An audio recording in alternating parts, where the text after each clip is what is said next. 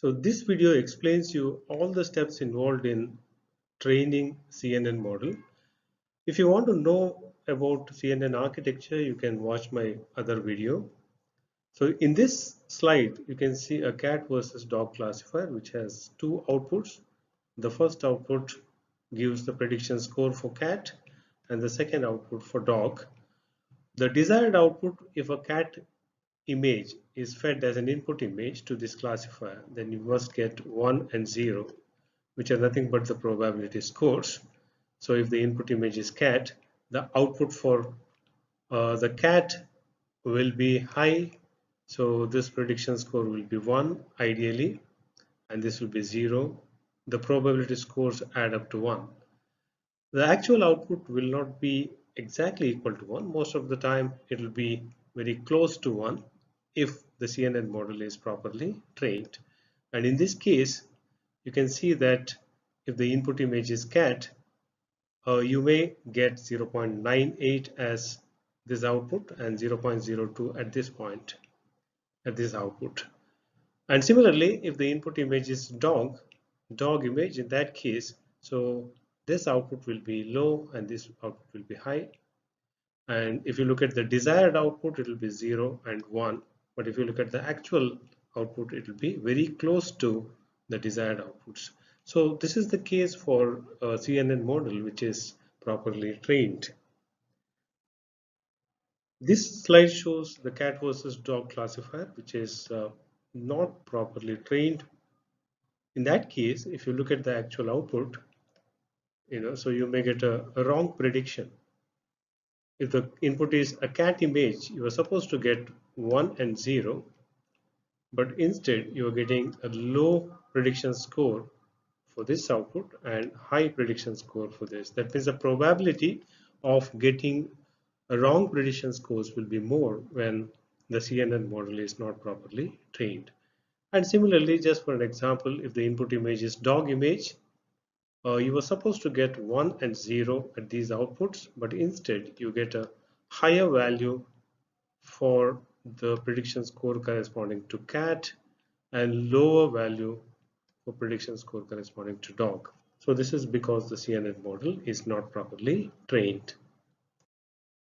The purpose of training a CNN model is to optimize the parameters of CNN model. The parameters are nothing but the weights and biases, as you have seen in the CNN architecture video.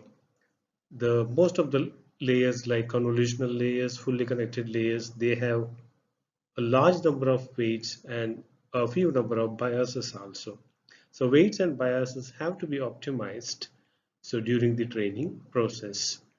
And if you look at most of the pre-trained models like Inception V3 or VGGNet or ResNet, they have a very complex architecture, more number of layers, and because of that there will be millions of parameters, and this training process takes so more time and a very high computing resources required for training such CNN models.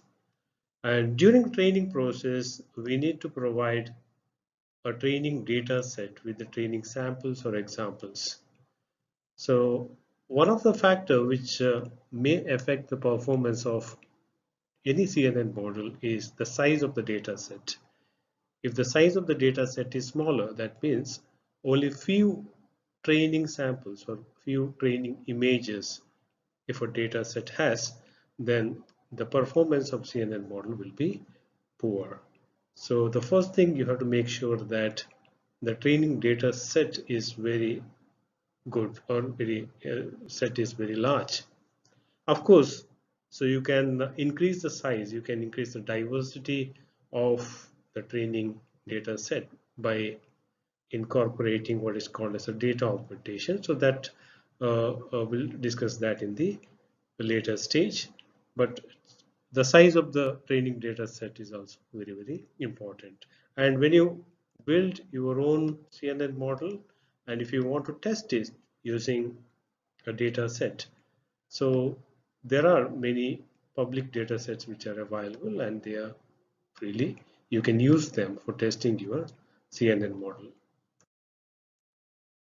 As I mentioned you earlier, the purpose of training a CNN model is to adjust the weights and biases so that the output of CNN model, that means the actual output, will be very close to the desired output.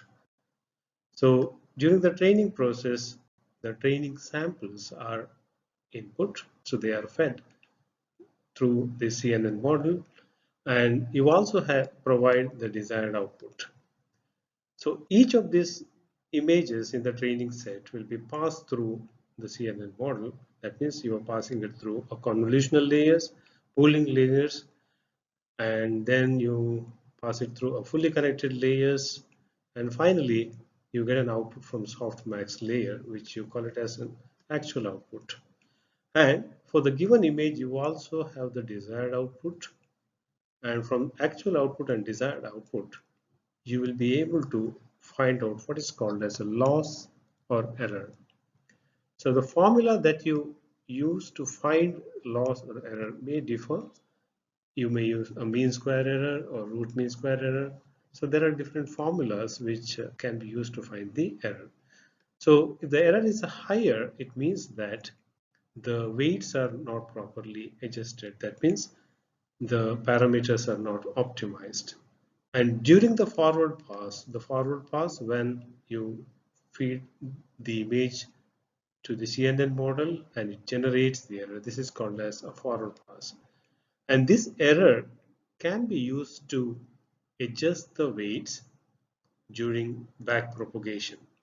So during training, you come across two things. One is the forward pass, which leads to an error, and then back propagation to adjust the parameters or weights. Now, the error will be generated for each image. Each image you feed it through the CNN model. You get the actual output. You also have the desired output, and you use the formula like mean square error that will give you the error. But there is something called as a cost function. The cost function is calculated for a set of input images, or you can say that the average error, rather than calculating error for each training image, rather than updating the weight based on this error value for each input image.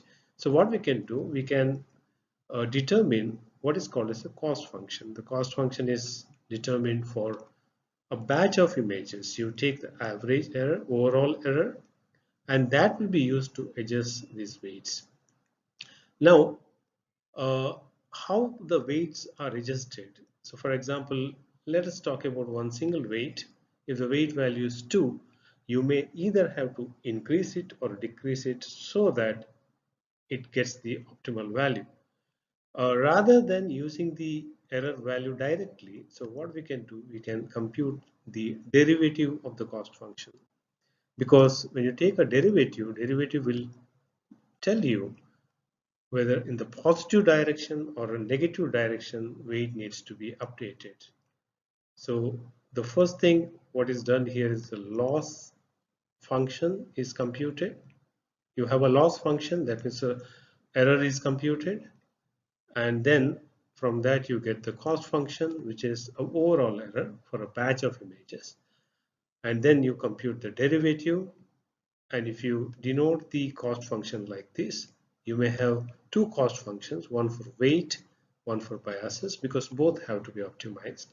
Then you get the derivative of the cost function with respect to a weight, and similarly for biases.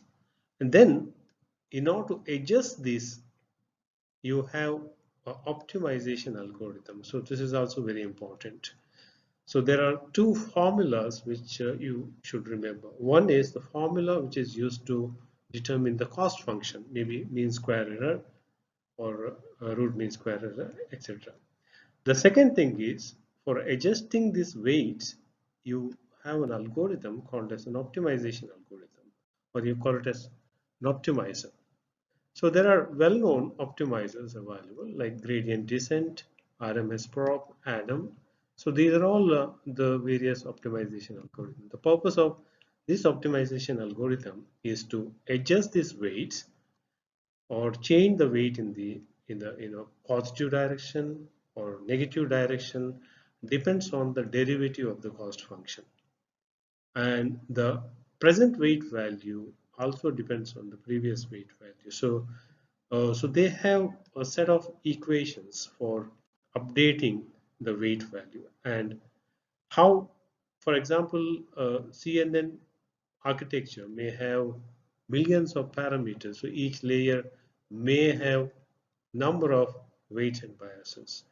So how these are fine-tuned or how these are adjusted.